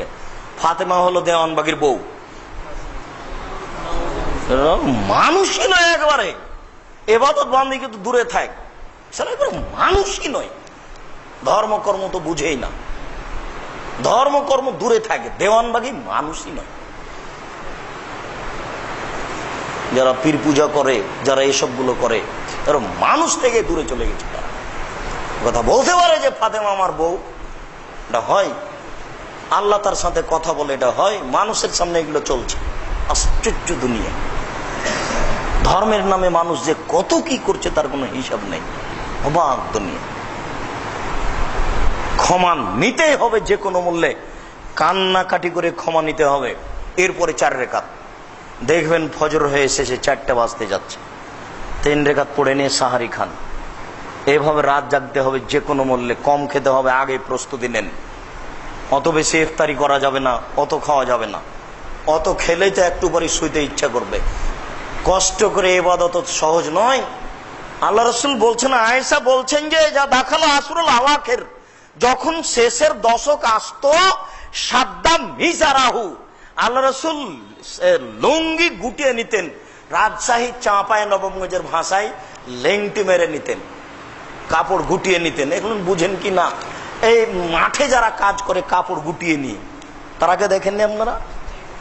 তো আল্লাহ রাসূল এইভাবে কাপড় গুটিয়ে নিতেন, মানে কি বুঝলেন? তাহলে কি কাপড় এইভাবে উঠিয়ে তিনি গুটিয়ে নিতেন? তার মানে কি জোরালো প্রস্তুতি নিতেন, সারা রাত তার সাথে কথা বলতে হবে আল্লাহর সাথে। ঘুমকে ঠেকাতে হবে, খাওয়া ঠেকাতে হবে, মনের ইচ্ছেকে ঠেকাতে হবে, সবকে ঠেকাতে হবে, তারপরে রাত জাগা। হোমসি খেলি হয়ে গেল। এতগুলো ইফতারি খেয়ে, আবার এত কিছু খেয়ে বউয়ের সাথে গল্প করে রাত কাটা যায়? জান্নাত কি পড়ে আছে? এই কি এদেশের নেতা নেত্রী?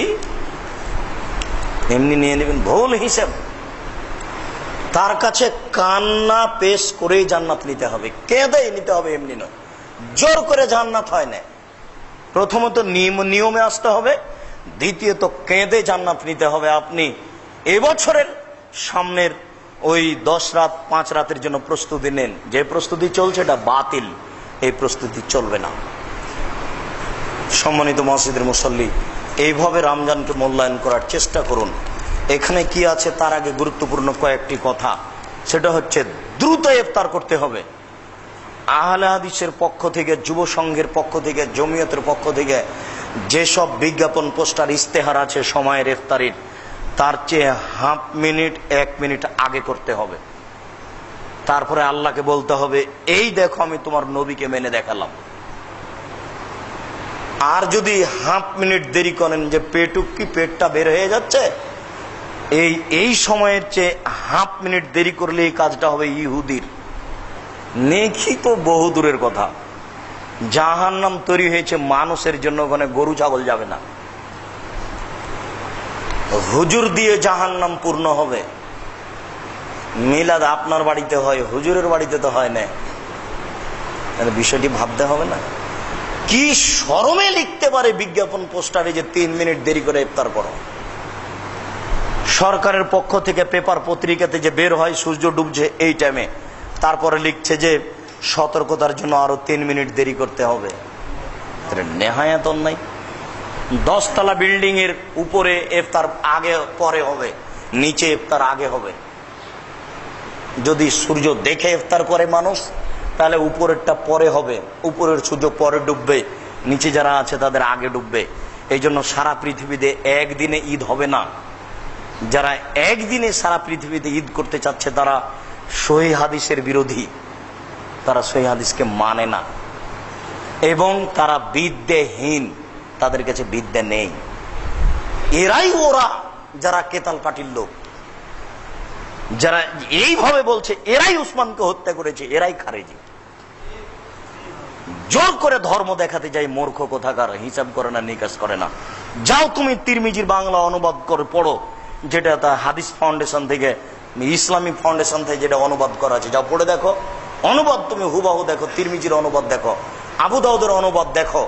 কোরাইব বলছেন যে উম্মুল ফাজল মহিলা আমাকে পাঠালেন সিরিয়াতে আমি কাজ সেরে আসছিলাম, সেদিন রামাজান শুরু হলো। সেই দিন মুআবিয়াও রোজা থাকলেন, আমরাও চলে আসলাম। 1 মাস লাগলো সিরিয়া থেকে মদিনে আসতে, সেই দিন 1 মাস হয়ে গেছে। আব্দুল্লাহ ইবনে আব্বাসকে বললাম, আজ যে 1 মাস হয়ে গেছে, কি ব্যাপার? আমরা তো সিরিয়াতে এই দিন রোজা থেকেছি, মুআবিয়াও থেকেছে, জনগণও থেকেছে। তখন আব্দুল্লাহ ইবনে আব্বাস বলছেন, না, সেটা সিরিয়ার ব্যাপার, এটা আমাদের হবে না। আমরা পরের দিনে রোজা থেকেছি, অতএব রোজা আমাদের পরের দিনে শেষ হবে। সারা পৃথিবীতে 10 দিনে রোজা শেষ হতে পারে, 10 দিনে রোজা শুরু হতে পারে, তারও বেশি হতে পারে। কে তোমাকে বলে দিল যে সারা পৃথিবীতে তাহলে বিভিন্ন দিনে লাইলাতুল কাদর হয়? বিভিন্ন দিনে লাইলাতুল কাদর কেন হবে? এক রাতে হয়। রাত যখন যেখান দিয়ে গড়ে তখন সেখানে হয়। কোন জায়গাতে 20 ঘন্টা পরে হয়, কোন জায়গাতে 20 ঘন্টা আগে হয়। তোমাকে কে অত মূর্খ মানুষ, জেনারেল শিক্ষিত মানুষ, তোমাকে অত কে তদন্ত করতে বললো?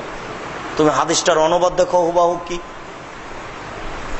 তারপরে হিসাব, এরাই খারেজি, এরাই উসমানকে হত্যা করেছে, ওরাই এরা। নইলে বইয়ে কি করে লিখতে পারে যে আব্দুর রাজ্জাক ইহুদি, তাকে হত্যা করতে হবে? আমি তো তোমার সবচেয়ে কাছের প্রিয় মানুষ ছিলাম। তুমি বিশ্বাস করো, আমার জিন্দেগিতে ছাত্র জীবন থেকে নিয়ে এখন পর্যন্ত এক ধাপ আমি কোনোদিন স্বার্থে ফেলিনি। আর 24 বছর থেকে আমি দিন প্রচারে আছি, 1990 সাল থেকে দিন প্রচার করছি। এখন পর্যন্ত আমার মুখ দিয়ে একটা বাক্য আমি কোনো স্বার্থে বলেছি এটা আমার জানা নেই। আর এই 90 সাল থেকে নিয়ে এখন পর্যন্ত আমি সম্মানিত সভাপতি বলে কোনো কথা বলিনি। আমার সবাই দিনী ভাই, কোন মানুষকে হিসাব করে আমি কোনো কথা বলিনি। আমি তোমার সবচেয়ে কাছের মানুষ, তুমি কি করে বলতে পারো ওই ইহুদি? তুমি উসমানকে হত্যা করেছ, তুমি খারেজি, তুমি মূর্খ মানুষ। তুমি একদিন পড়াশোনা করো না, তুমি এটা বলো কি করে? তোমার ইতস্তবোধ থাকা দরকার, তোমার বিবেচনা থাকা দরকার। সম্মানিত দিনী ভাই, জরুরি যে আপনি তাজা খেজুর দিয়ে ইফতার করেন। শোন না, ঢাকাতে ধনী মানুষ, মোবাইল করে দেন, আগামীকাল সন্ধ্যা হতে হতে সৌদি আরব থেকে তাজা খেজুর চলে আসবে। টাকা আছে, 2000 টাকা কেজি কিনে নেন। যদি তাজা খেজুর না থাকে তাহলে শুষ্ক খেজুর দিয়ে ইফতার করেন, যেটা বাজারে পাচ্ছেন। যদি শুষ্ক খেজুর না থাকে তাহলে কয়েক অঞ্জলি পানি। এই হলো 3টে ইফতার করার মাধ্যম। পৃথিবীর আর কোনো দামি বস্তু নাই যেটা দিয়ে যেটা ইফতারের যোগ্যতা রাখে। কথা মনে হয় বুঝাতে পারলাম না। আব্দুর রাজ্জাক সাহেব, পানিয়ে যদি না থাকে তখন কি করব? তখন যা আছে তাই। বুঝতে পারেননি মনে হয়। 1 নম্বরে ইফতার করার কি বস্তু? তাজা খেজুর। 2 নম্বরে শুকনা খেজুর, তারপরে পানি। অন্য কিছু মুখে দিতে পাবেন না। বিসমিল্লাহ বলে পানি মুখে দেন, এরপরেই বলেন জাহাবাজ জামাতালাতুল উরুকা সাবাতাল আজর ইনশাআল্লাহ। খেজুরটা মুখে দিয়ে বলেন, বিসমিল্লাহ বলে মুখে দিয়ে বলেন জাহাবাজ জামাতালাতুল উরুকা সাবাতাল আজর ইনশাআল্লাহ। দেরি করে সাহারি করবেন। সাহারি আর সালাতের মধ্যে 5-7 মিনিট ব্যবধান থাকবে, 10 মিনিট ব্যবধান থাকবে। সাহারি খেয়ে ঘুমাবেন। এটা অনেক দিন আগেকার মা চাচির হিসেব ছিল, আপনার যেন এখন আর না হয়। যেদিন তারা দেখে রান্না হচ্ছিল সেদিন মায়েরা চাচিরা একবারে রাত 12টাতে রান্না করে 2টার সময় খেয়ে ঘুমিয়ে, আরো 2 ঘন্টা ঘুম হলো। সেদিন আর সময় নেই। এরপরে দান, যে কয়েকজন আছেন সবাইকে বলছে আল্লাহ রাসূলের কথা। আল্লাহ রাসূল একটা ব্যতিক্রম বাক্য বলেছেন দানের ব্যাপারে। তিনি বলছেন সাদকাত বুরহান, দান হলো দলিল। বিচারের মাঠে জান্নাত পাওয়ার জন্য এত শক্ত মাধ্যম আর কিছু নেই। যেটা আপনাকে বললাম ইবাদতের জগতে সবচেয়ে দামি ইবাদত সিয়াম, এটাও নয়। এটা দলিল হিসাবে টিকবে না। এই জমি আপনার, প্রমাণ এই যে দলিল আছে। এই বাড়ি আপনার, প্রমাণ এই যে দলিল আছে। বিচারের মাঠে আপনাকে আল্লাহকে বলবেন আপনি আমি জান্নাত পাবো, আল্লাহ বলবেন কেন পাবা? এই যে দলিল আছে। কি দলিল? এই যে দান করেছি। দানের উপর দিয়ে মজবুত দলিল বিচারের মাঠে জান্নাত পাওয়ার ব্যাপার, আর কিছু হবে না। এত কঠোর ভাবে কেন বলা হয়েছে জানেন? আপনার বাড়িতে আর একজনের রুজি আছে এই জন্য। আর এত সুবিধা কেন বলা হয়েছে জানেন? আপনিও যদি বলেন খেতে চাইলে একজন ভিক্ষক, আপনি বলেন মাফ করো, আর একজনকে বললো, ও বললো মাফ করো, আর একজনকে বললো তুমি যাও, তো তাহলে কোথায় খাবে গো? সবাই যদি এ কথা বলে, নিজেও পরিবর্তন হন আর আপনার মাকেও পরিবর্তন করবেন, বাপকেও পরিবর্তন করবেন। সবাই মিলে ওই দাদা দাদির বৈশিষ্ট্যে ফিরে যাবেন। ফকিরকে খেতে দিতে শিখতে হবে, মানুষকে খেতে দিতে শিখতে হবে। কেন? দান হলো দলিল। জান্নাত পাবই কেন? দলিল আছে। জান্নাত আমি পাবই কেন? দলিল আছে। কি দলিল? এই যে দান করেছি। যাকাত কিন্তু এখানে নেই। যাকাত দিয়ে জান্নাত হয় না, যাকাত দিয়ে ফাঁসি রক্ষা হয়। যাকাত দিয়ে জান্নাত হয় না, যাকাত দিয়ে জাহান্নাম রক্ষা হয়। কত ভিন্ন জিনিস। ওরে বাপরে বাপরে বাপ। বাড়িতে গমা সাপ থাকতে পারে, কোনো সমস্যা নেই। গমা সাপ যদি দংশন করে একজন মারা যাবে। আর যাকাত যদি না দেন সারা পরিবার মারা যাবে, কেউ টিকবে না, সবাই জাহান্নামে যাবে। তাহাজ্জুদ পড়লেও যাবে, হজ করলেও যাবে, দান করলেও যাবে, সব যাবে। যাকাত খুবই খারাপ। কেউ যদি যাকাতের টাকা ধান নেওয়ার না থাকে, তো যাকাতের টাকা যেখানে গোবর ফেলেন, আবর্জনা, ওখানে ফেলে দিয়েন টাকাটি, ওকে বাড়িতে রাখেন না। ও যে কত খারাপ, ও যে কত খারাপ, ও যে কত খারাপ, ভাষা নাই যে আপনাকে বুঝাতে পারি। যাকাত কত খারাপ। যাকাত আর একজনের জিনিস, আপনি বাড়িতে রেখেছেন কেন? আপনি কেন খাচ্ছেন? যাকাত খাই যে, দেয় না ফকির মিসকিনকে, ও হলো রংপুর গাইবান্ধার ভাষায় বেন্নের বাচ্চা বেন্নে। ও হলো রাজশাহী চাঁপাইনবাবগঞ্জের ভাষায় ছোট লোকের বাচ্চা ছোট লোক, যে যাকাত নিজের যাকাত নিজে খেয়ে নেই, হিসাব করে বের করে না। ও হচ্ছে ছোট লোকের ছোট সন্তান, ছোট লোক। ও হচ্ছে বেন্নের সন্তান, বেন্নে, ও ইতর শ্রেণীর মানুষ। আর আপনি তো বড় লোকের ছেলে। রামাজান যেমন শুরু হয়েছে, আব্বু আহমদ আসো হিসাব লাগাও, 1 টাকা 19 বিষয় না জানো, আগে যাকাত বের করো তারপরে কথা। আমার বেটা বসো তো, আগে ওসর বের করো তারপরে কোনো কথা। ডিপিএস খোলা আছে, দোকান বরাদ্দ দেওয়া আছে, অ্যাকাউন্টে টাকা জমা আছে, দোকানে ব্যবসায়ী লক্ষ লক্ষ টাকা লাগা আছে, সব টাকা এক জায়গাতে জমা করতে হবে আজকে বসে বাড়িতে বসে। যদি 200 ভরি রূপা সমমূল্য মোটামুটি 40,000, অথবা 7.5 ভরি সোনা মোটামুটি 2 লক্ষ, এই পরিমাণ টাকা হলে শতকরা 2.5 টাকা যাকাত দিতে আপনি বাধ্য। ও দিয়ে নেকি হয় এ কথা পরে, আপনি দিতে বাধ্য, ওটাই হিসাব পরে। এখন বলছি কি, জান্নাত নিব কি দিয়ে নিব? দান দিয়ে। আল্লাহ রাসূল বলেছেন সবাকে দান করতে হবে। তখন সাহাবীগণ বললেন যদি না পারে, তো না পারলে মানুষের বাড়িতে কাজ করবে, কাজ করে নিজে খাবে আর দান করবে। তাহলে বোঝা যাচ্ছে যে ভ্যান চালককে দান করতে হবে, দিন মজুরকে দান করতে হবে, অতএব আপনাকেও দান করতে হবে। দান হবে বিচারের মাঠে ছায়া। মন বড় করেন, ফকির মিসকিনকে দান করেন। ফকির যে ধনী, বদ হোক, চোর হোক, চোরটা হোক, তাকে দেন। মিসকিনকে সংসারও চলে না, চাইতেও পারে না, আপনার বাড়ির পাশে আছে, ও হলো মিসকিন, তাকে দিবেন। এরপরে কাকে দিবেন? কওমি খারিজি মাদ্রাসা, যত স্কুল দেখছেন ভারত, বাংলাদেশ, পাকিস্তানের সব স্কুল হচ্ছে এনজিও রবার্ট ক্লাইভের। আলিয়া মাদ্রাসা ইংরেজদের পরিকল্পনা, 1759 সালে তৈরি। ভারত, বাংলাদেশ, পাকিস্তানে ইসলামকে টিকিয়ে রাখার সবচেয়ে বড় মাধ্যম হচ্ছে কওমি খারিজি মাদ্রাসা। কওমি খারিজি মাদ্রাসা আপনাকে কালকেই বসে হিসাব নিকাশ করে পর্যাপ্ত পরিমাণে টাকা দিয়ে আসতে হবে কওমি মাদ্রাসায়। দেওয়ার পূর্বে আপনি হিসাব করবেন, ওই মাদ্রাসার ছেলেরা যদি কুলখানি করে, চাহালাম করে, মরা মানুষের নামে কোরআন মাজিদ পড়ে, তাহলে টাকা দিতে হবে না। ওখানে টাকা দিলে তাহলে আপনি আবার পাপের সহযোগিতা করলেন। কোরআন এসেছিল জীবিত মানুষের জন্য। ওই বদ হুজুর আবার বলেছে যে কোরআন মাজিদ পড়ে মরা মানুষের নামে বক্সিয়ে দাও। কোরআন মাজিদ মরা মানুষের কিছু করতে পারবে না। মরা মানুষের কিভাবে উপকার করবেন? মুখে বলেন যে আল্লাহ তুমি আমার বাপকে মাফ করো। আর একটা পথ কি আছে? বুখারী মুসলিমের হাদিস।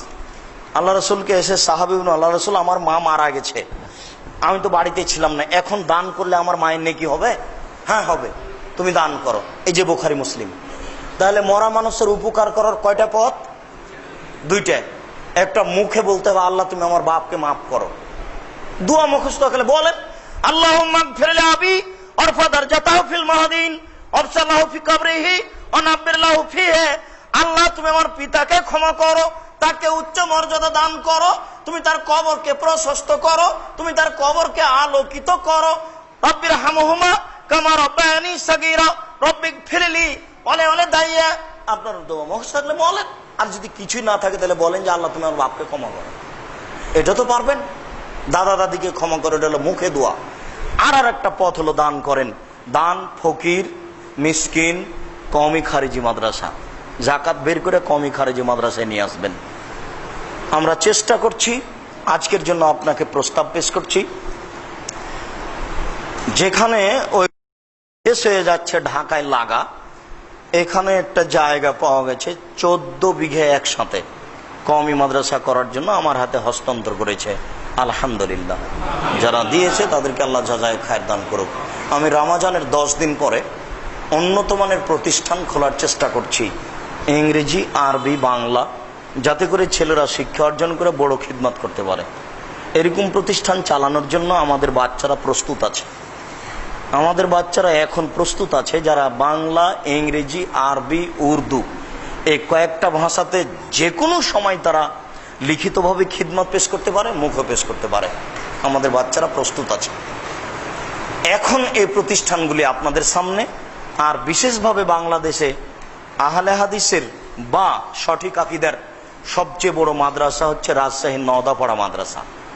এখানে 700 ছাত্র পড়াশোনা করে, প্রায় 600 ছেলে থাকে বোর্ডিংয়ে, 100 জন এতিম আছে, 300 জন ছাত্রী আছে, 25 জন এতিম মেয়ে আছে। এদেশে সঠিক আকীদার সবচেয়ে বড় প্রতিষ্ঠান। আপনার যদি পয়সাপাতির গতি ভালো থাকে তাহলে আমাদের সাথে যোগাযোগ করলে আপনার পয়সাগুলি আমরা ভালোভাবে কাজে লাগাতে পারবো। এদেশের পয়সা দিয়ে ইনশাআল্লাহ বিশাল প্রতিষ্ঠান গড়ে তুলবো ইনশাআল্লাহ। তার প্রমাণ রাজশাহী নওদাপাড়া মাদ্রাসা, এবং আপনার চোখের সামনে এটা অচিরেই আমরা বিশাল করে গড়ে তুলবো ইনশাআল্লাহ। পারবো ইনশাআল্লাহ, পথঘাট আমি দেখতে পাচ্ছি ইনশাআল্লাহ। দোয়া করবেন, পরামর্শ দিবেন। আর বাচ্চা যদি ওই মাপের থাকে তাহলে আল্লাহর কাছে সমর্পণ করেন আজকেই। ওখানে দিতে হবে প্রাথমিকভাবে 2000 টাকা মাসে নিয়ে স্টেট চালু করে দেখবো। যদি 19-20 বোঝা যায় তাহলে জানুয়ারিতে গিয়ে হিসাব পেশ করা হবে। এই বলে দানের হিসাবটি আপনাকে প্রস্তুত নেওয়ার জন্য অনুরোধ রেখে, কি যেন বলেছিল আমি এটা খেয়াল করতে পারিনি। ওস্তাজি, বেদাত এবং সম্মিলিত মোনাজাত সম্পর্কে কিছু কথা একটু দয়া করে বলবেন। সম্মিলিত মোনাজাত কেন? সম্মিলিত মোনাজাত কেন? এটা আবার কি কথা? এ তো আশ্চর্য কথা। সম্মিলিত মোনাজাত জমিয়তের লেখকরা কবে বেদাত বলেছে তার কোনো হিসাব নাই। আজ থেকে নিয়ে 40 বছর আগে জমিয়তের সবচেয়ে বড় মাওলানা, আপনার ওই মেহেরপুরের যিনি 5 রুখিতে ছিলেন মাওলানা আলিম উদ্দিন, আজ থেকে নিয়ে 40 বছর আগে বলেছে মিষ্টি বেদাত। আপনি এই চুনাপুটির ছেলেটার কথা শুনে ভাবছেন মানে আশ্চর্য, এ আবার কোন কথা? আপনার এই কথা দেখে আমাকে ভারী লাগছে। আজ থেকে নিয়ে 40 বছর আগে তিরমিজির বাংলা অনুবাদক পাঞ্জাব থেকে পড়ে এসেছিলেন রংপুর কারমাইকেল কলেজের অধ্যক্ষ আব্দুল নূর সালাফি সাহেব, জমিয়তের জড়, খুব বড় পণ্ডিত। আজ থেকে নিয়ে 40 বছর আগে বলেছেন বেদাত। দুই বাংলার বড় আলেম হাফেজ আনিল বাড়ি কলিকাতা মেটিয়ে বুরুজ, কলিকাতা আলিয়া মাদ্রাসা হওয়ার পর থেকে নিয়ে তার চেয়ে বেশি নাম্বার কেউ পায়নি। উনি বলেছেন নামাজের পরে হাত তুলে দোয়া করা বেদাত। আজকে আবার এই কথা আপনার মানে? 40তম 41তম আরাফাত পত্রিকায় ডক্টর আব্দুল বারী রাহিমাহুল্লাহ বলেছেন বেদাত। আব্দুল্লাহ বিন ফজল রাহিমাহুল্লাহকে কেটা না চিনত না।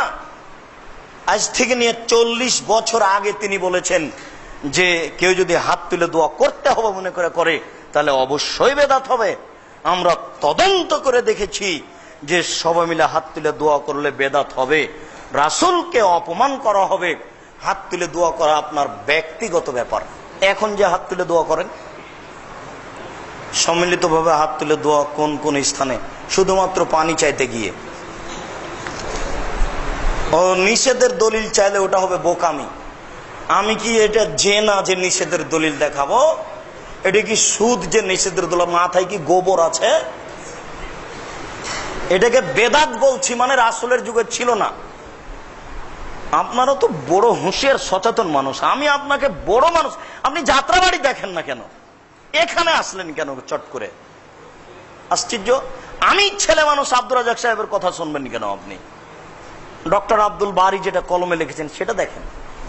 আব্দুল্লাহ বিন ফজল সাহেব এত পণ্ডিত মানুষ, আরবি ইংরেজি বাংলা বলতে লাগলে মুখে ফেনা উঠে যেত। আজ থেকে 40 বছর আগে বলেছেন যে বেদাত। হিসাব পাবেন না। এসবগুলো ছেলে পিলে কোন ডক্টর কি বললো এগুলো না আপনি হিসাব করিয়েন না। ডক্টর মানেই জানা, পড়াশোনা জানে না, এটা আপনি প্রথমত ধরে নেবেন। পীর মানে বদ, আর ডক্টর মানে এমনিতে ওটা একটা ডিগ্রি। মৃত ব্যক্তির নামে মানুষ খাওয়ানো যায় কিনা? জি না, বিদাত। যদি খাওয়াতে হয় তাহলে ফকির মিসকিনকে খাওয়াতে হবে। ঈদের নামাজের পর সম্মিলিতভাবে হাত তুলে দোয়া করা যাবে কি? জি না, বেদাত। ঋতুবতী মহিলা শরীক হবে হচ্ছে ওই দোয়াতে, আল্লাহু আকবার, আল্লাহু আকবার, লা ইলাহা ইল্লাল্লাহ, আল্লাহু আকবার, আল্লাহু আকবার, ওয়ালিল্লাহিল হামদ। এটা হলো দোয়ার বক্তব্য। মাথায় ওর গোবর আছে, ওই হাদিস বুখারী মুসলিমের, যে ঋতুবতী দোয়ায় শরীক হবে। তা হাত তুলতে হবে, এটা পৃথিবীর কোন বিদ্বান করেছে এই অনুবাদ? একটু দেখবে না? সব এরা আপনারাকে প্রতারণা দিচ্ছে। আর এইসব হুজুরকে একদিন না একদিন অপমান হতেই হবে। যুবকেরা একদিন একবারে মাঠ থেকে এভাবে নিচে টাইনা নামিয়ে দিবে, সেই দিনের আগে এদের সতর্ক হওয়া দরকার। আজকের জাতীয় দৈনিক পত্রিকাগুলোতে আসরের নামাজের ওয়াক্ত শুরু হওয়ার কথা উল্লেখ করেছে 4:45। জি না, 4টাতে সালাত শুরু হবে, এটা ঠিক নয়। কুরবানির সাথে আকিকা করা যায়? জি না, কুরবানির সাথে আকিকার কোনো সম্পর্ক নেই। আকিকা জরুরি আর কুরবানি নেকির কাজ। আকিকা বাধ্য আর কুরবানি নেকির কাজ। করেন নেকি হবে, করিয়েন না নেকি হবে না। মাঝে মধ্যে কুরবানি ছেড়ে দেওয়া ভালো। আর 7 দিনের দিন আকিকা দিতেই হবে, নইলে আপনি গুনাহগার, আল্লাহর কাছে ক্ষমা চাইবেন। আজান এবং আকামাতের মাঝখানে কি ধরনের দোয়া পড়া যাইতে পারে? যত আপনার দোয়া মনে আছে সব পড়েন। আল্লাহ রাসূল বলেছেন দোয়া করো, চাও দেওয়া হবে। আল্লাহুম্মা ইন্নাকা আফুবুন তুহিব্বুল আফwa। আজানের দোয়াটা পড়েন, তারপরে আপনার যা মনে আছে সেটাই পড়বেন। কোরআন হাদিসের দোয়া। জুমার দিন আজান কয়টি? জুমার দিন আজান একটি। দ্বিতীয় আজান বিদাত, সেই কালে আব্দুল্লাহ ইবনে উমর বলেছে। আর আমরা হানাফি মসজিদে 2টা আজান হয় এটা মনে করতাম। চাঁপাইনবাবগঞ্জ শহরে গিয়ে দূর থেকে বলতাম, ওই যে হানাফি মসজিদ, এইখানে 2 আজান হয়, এটা আমরা বলতাম। আহলে হাদিস মসজিদে 2 আজান হয় এটা আমাদের জানা ছিল না। 2 আজান বিদাত। বিসমিল্লাহির রহমানির রহিম। কি? আসসালামু আলাইকুম আইয়ুহা শাইখ সওয়াল। বাদা সলাত দোয়া বেরাফি আদায়ন মাল মুসাল্লিন জামা, মানে সলাতের পরে সবাই মিলে হাত তুলে দোয়া করা যাবে কি না? জি না, সবাই মিলে হাত তুলে দোয়া করা বেদাত। জবাব দিতে হবে কোরআন এবং সুন্নাহ দ্বারা। আব্দুল করিম, জি না, এটা বিদআত। হাত তুলে দোয়া করা, সবাই মিলে দোয়া করা নিজের ব্যক্তিগত ব্যাপার, দোয়া করা উচিত, এখনই গিয়ে করবেন। বাড়িতে গিয়ে কম খাবেন, খুব মনে রাখেন, খাওয়া বেশি হলে একটাও হবে না, এবার উল্টে পড়ে যেতে হবে। কম খাবেন, তারপরে হাত তুলে দোয়া করবেন বাড়িতে গিয়ে এখনই। আকিকে 7 দিনের মধ্যে না দিতে পারলে কি হবে? হবে না আকিকে, 7 দিন শেষ, আকিকে শেষ। 7ম দিন শেষ আর আকিকে নেই। মৃত মোমেন মোমেনাকে উত্তর দিকে মাথা রেখে কবর দেওয়ার বিধান সম্পর্কে, জি সহিহ হাদিস। আল্লাহ রাসূল বলেছেন, যেদিকে পা থাকে সেদিক থেকে ঢোকাও। দক্ষিণ দিকে পা থাকবে আর উত্তর দিকে মাথা থাকবে, সহিহ হাদিস। না, পশ্চিম দিকে পা না। আকামতের জবাব কি নীরবে? জি, আজান একামতের জবাব নীরবে দিতে হবে। রাসূল সাল্লাল্লাহু আলাইহি সাল্লামের রাত্রির নামাজ, তাহাজ্জুদ আর তারাবি একই। তাহাজ্জুদ পড়লে তারাবি পড়তে হবে না, তারাবি পড়লে তাহাজ্জুদ পড়তে হবে না। যারা রাতে সলাত আদায় করা অভ্যাসী, তাহাজ্জুদ তারা রাতেই পড়েন, জামাত থাক। তবে 1 মাস তারাবি চলবে। যারা বলেছে রাসূল 3 দিন পড়েছেন আর পড়েননি, রাসূল 3 দিন পড়েছেন আর মসজিদে আসেননি, তিনিও পড়তেন, মসজিদে জামাত হতো, একাধিক সহিহ হাদিস। তিনি আসেননি কেন? ফরজের ভয়ে। জামাত চলছিল, একাধিক সহিহ হাদিস। অতএব জামাতে তারাবি চলবে। তারাবি তাহাজ্জুদ একটাই সালাত, একটা পড়লে আর একটা পড়তে হবে না। একটা পড়ার পর আর একটা পড়লে বিদাত হয়ে যাবে। রমজানের শেষ 10 দিন এতেকাফ করার নিয়ম কি? আসরের সালাত আদায় করে একটা জায়গা পৃথক করে ঘেরে রাখবেন, ওখানে বসবেন, ক্ষমা চাওয়ার জন্য ওযু করে এসে 2 রাকাত সালাত আদায় করবেন।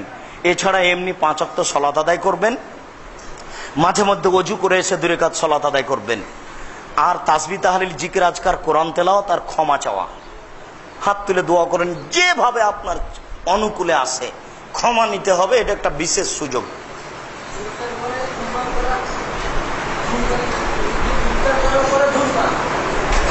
ও ইফতার করার পরে ধূমপান, 3 শ্রেণীর মানুষ জান্নাতে যাবে না। তার 1 শ্রেণীর মানুষ হচ্ছে যারা ধূমপান করে, যারা বিড়ি, তামাক, জর্দা, সিগারেট, গুল, নেশাদার দ্রব্য খায়, পান করে, তারা জান্নাত যাবে না। তাহাজ্জুদ পড়েও হবে না। খুব সতর্ক। ধূমপান একটা নেহায়েত অন্যায়, বড় পাপের কাজ। 3 শ্রেণীর মানুষ জান্নাতে যাবে না। তার 1 শ্রেণীর মানুষ যারা ধূমপান করে, বিড়ি, তামাক, জর্দা, সিগারেট, গুল, নেশাদার দ্রব্য খায়, পান করে। 2 বছর বয়সের গাভী যদি না দাঁতে, তাহলে কুরবানি হবে কি? দাঁতই কুরবানি হবে, তাছাড়া হবে না। এটা বিক্রি করে দেন, যে দাঁতলা কিনেন। সূরা তারাবি এবং খতমে তারাবি। খতমে তারাবি বিদআত, সূরা তারাবি সুন্নাত। যেখানে খতম তারাবি হচ্ছে সেখানে থাকা যাবে না। 10 বার কোরআন খতম করুক, কিন্তু কোরআন শুরু থেকে শেষ পর্যন্ত খতম করতে হবে, এই সিরিয়ালে তারাবি চলবে, এটা ইবাদতই নয়। আর রাইফেলের গুলির মতো চলছে গো, এটা ইবাদত কি করে হয়? এটা একটা মজাক করার মাধ্যম। এটা একটা মানে আল্লাহ রাসূলের সুন্নাতকে মজাক করার মাধ্যম আর কি। বিবাহ কি ফরজ? সুন্নাত? জি না, গুরুত্বপূর্ণ সুন্নাত, বিবাহ করা উচিত। বিবাহকে এমনিতে উপেক্ষা করে যারা, তারা সুন্নাতকে অমান্য করে। বিবাহ না করিলে জান্নাত হবে কি? হবে, হতে পারে। ফাজিলাতুশ শাইখ আলাইকুম হাল ইয়াজুজু আন ইয়াকুলা হাজারতু কাবলান আসমা আসহাবিন নবী সাল্লাল্লাহু আলাইহি ওয়াসাল্লাম। হাজারতু কাবলা আসমা আসহাবিন নবী সাল্লাল্লাহু আলাইহি ওয়াসাল্লাম। হাল ইয়াজুজু আন ইউজামিয়া মা যাওজা বাদা সাহুরে ওয়া কাবলা সুবহি সাদিক। আগের ইবারত বুঝতে পারিনি, পরের ইবারত ঠিক আছে, যে খাওয়ার পরে স্ত্রী মিলন কি জায়েজ? সাহারি খাওয়ার পরে? জি, সাহারি খাওয়ার পরে স্ত্রী মিলন জায়েজ। সাহারি খেলে রোজা চালু হয়নি, সেম রোজা চালু হয়েছে আজানের সময় থেকে। বোঝা বুঝতে পারেননি? খাওয়া আধ ঘন্টা 1 ঘন্টা আগে খেয়েছেন, সেজন্য সেম চালু হয়ে গেছে। না, আজানের পূর্ব পর্যন্ত স্ত্রী মিলন এবং এই ধরনের কাজগুলি জায়েজ। এখানে একটা কথা মনে পড়ে গেল যে দিনে স্ত্রী মিলন ঘটে গেলে তাকে 60 জন মিসকিনকে খাওয়াতে হবে। এটা শুধু স্ত্রীর সাথে এটা ঘটে গেলে, কেউ যদি বদমাইশি করে একটা রোজা ছেড়ে দেয় তাহলে তাকে একটাই করতে হবে, 60টা করতে হবে না। 60টা জরিমানা শুধু এই কাজ করলে। কথা বুঝতে পারেননি? শুক্রিয়া, জাযাকুমুল্লাহ খায়র। তো আপনাদেরকে আমি পরীক্ষামূলকই বলছি, আল্লাহ রাসূল বলেছেন যে যে যতটুকু দান করলো আল্লাহ তুমি তার ততটুকু পূরণ করে দাও, আর যে যতটুকু দান করলো না আল্লাহ তুমি তার ততটুকু ক্ষতি করে দাও। ক্ষতি হবেই। এখন তো দান 10 টাকা করলেন না, তো বাড়িতে গিয়ে দেখবেন আপনার স্ত্রী বলছেন এই 5000 টাকা দাও, আমি বাজারে যাব। এটা আপনার দিতে বাধ্য। ওটা নারী নির্যাতন নয়, ওটা পুরুষ নির্যাতন। বাড়িতে গিয়ে দেখছেন যে ছেলে ওই গাড়িতে চড়ে উল্টে হাত ভেঙে গেছে, 20,000 টাকা লাগবে, এমনিতে যাবেই। এর মানেই হচ্ছে আপনি দান না করলে টাকা আপনার ধ্বংস হবেই হবে, আপনি বুঝতে পারেন আর না পারেন। আর দান করলে সেটা বেড়ে যাবে। কিভাবে বাড়বে? বরকত বাড়বে। 100 টাকা থেকে 10 টাকা দান করে 90 টাকা বাক্সে রেখে 1 বছর রাখলেও 90 টাকাই থাকবে। তা আল্লাহ বলেছেন যে বাড়বে, নবী যে বলেছেন বাড়বে, ওটা হলো বরকত বাড়বে, ওটা হলো বরকত বাড়বে। হাদিসে আছে যে আনাসের ঘটনা আপনার সামনে বলেছি, যে আল্লাহ রাসূল আনাসের মা আনাসকে নিয়ে গেলেন রাসূলের কাছে, নিয়ে গিয়ে বলছেন এই যে আনাস আপনার ছোট খাদেম, আপনি তার জন্য একটু দোয়া করেন। তখন আল্লাহ রাসূল বলছেন আল্লাহুম্মা আকসির মালাহু উমরাহু ওয়া আতিল উমরাহু ওয়াগফির লাহু ওয়ারহামহু ওয়া বারিক লাহু ফিমা রাযাকতাহু। আল্লাহ তুমি এই আনাসকে দীর্ঘজীবী করো, তার ছেলে মেয়ে অর্থ সম্পদ বেশি করে দাও, তাকে ক্ষমা করো, তার প্রতি দয়া করো, ওকে যে রুজি দিয়েছো তুমি তার রুজিতে বরকত দাও, তার রুজিতে বরকত হবে। কাজে এই বৈঠকি দান যার যতটুকু সম্ভব আপনাকে আজকে এই প্রতিষ্ঠানের লক্ষ্যে সম্ভব 500 টাকা হোক 100 টাকা হোক দান করার অনুরোধ রেখে আমি আমার আলোচনা এখানে শেষ করছি।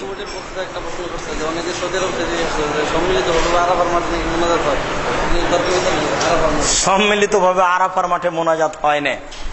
সম্মিলিত মনে 1 কোটি মানুষ কে কোথায় আছে কোনো হিসাবই নেই। কে আপনাকে বলেছে এটা মিথ্যা কথা বলেছে?